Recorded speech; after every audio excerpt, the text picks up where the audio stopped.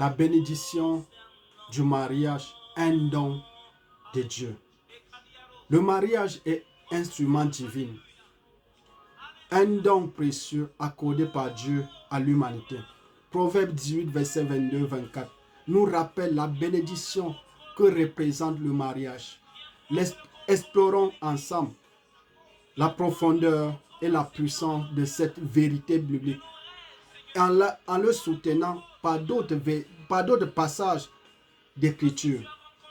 Celui qui trouve une femme a trouvé le bonheur. Proverbe 18, 22 déclare: celui qui trouve une femme a trouvé le bonheur. C'est une faveur qu'il a reçue de l'Éternel. Cette verset met en évidence deux aspects fondamentaux. Le bonheur trouvé dans le mariage. Le mariage est une source du bonheur et de satisfaction. Le bonheur ne réside pas seulement dans le compagnon de l'autre, mais aussi dans l'union de l'amour des deux. Une faveur divine. La femme, dans le contexte du mariage, est présentée comme une bénédiction accordée par Dieu. Le mariage n'est pas juste une institution sociale, mais une grâce divine. Une grâce divine. La faveur de la femme vertueuse. Pour comprendre pleinement cette faveur, nous devons examiner ce que la Bible dit sur la femme vertueuse. Dans Proverbe 31, verset 10 à 12, nous donne un portrait éloquent. Qui peut trouver une femme vertueuse? Elle a bien plus de valeur que les perles. Son mari a confiance à elle. Il ne manque de rien. Pas de source. Il ne manque pas de ressources. Elle lui fait du bien et non du mal tout le jour de sa vie. Une femme vertueuse est inestimable.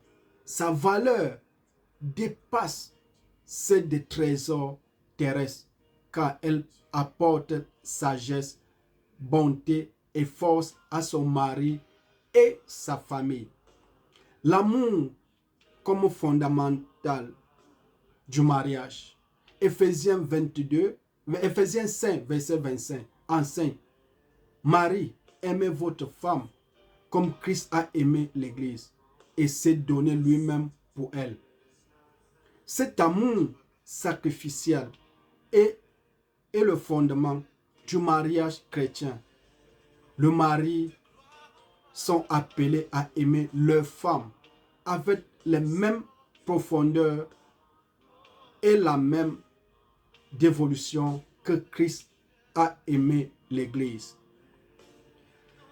De même, Éphésiens 5, verset 22 à 24, nous exhorte: femmes, soumettez-vous à votre mari comme au Seigneur, car le mari est le chef de la femme, comme Christ est le chef de l'Église, qui est son corps et dont il est sauveur.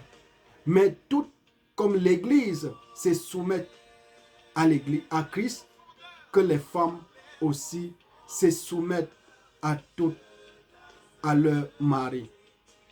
Cet appel à la soumission est souvent mal compris.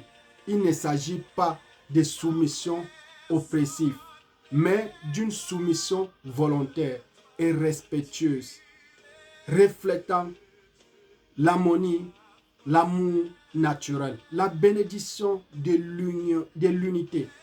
Ecclésiaste 4, versets 9 à 12, nous rappelle l'importance de l'unité dans le mariage.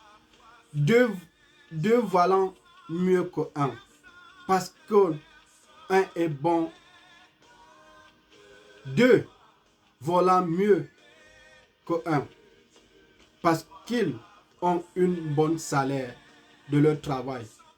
Et en effet, s'ils tombent, l'un se relève son compagnon, mais malheur à celui qui est seul et qui tombe sans avoir un secondes pour le relever. De même, si deux couchent ensemble, il aura chaud. Mais celui qui est seul,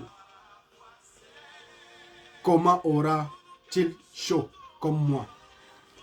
Et si quelqu'un est plus fort qu'un seul, les deux peuvent lui résister. À corde à trois bras ne se rompent pas facilement. Ne se rompent pas facilement. Le mariage en tant qu'unité ouvre force, soutien et réconfort ensemble. Un couple peut surmonter les défis de la vie et trouver une plus grande satisfaction dans leur travail et leurs efforts communs.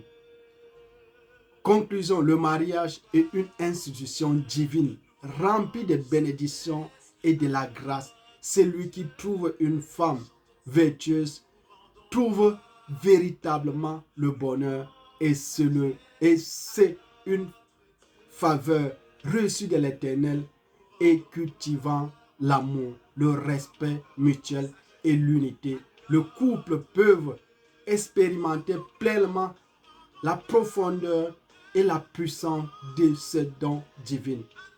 Que Dieu bénisse chaque mariage et accorde à chacun la sagesse, la force de vivre selon ses destins parfaits. Amen. Que Dieu vous bénisse au nom de Jésus.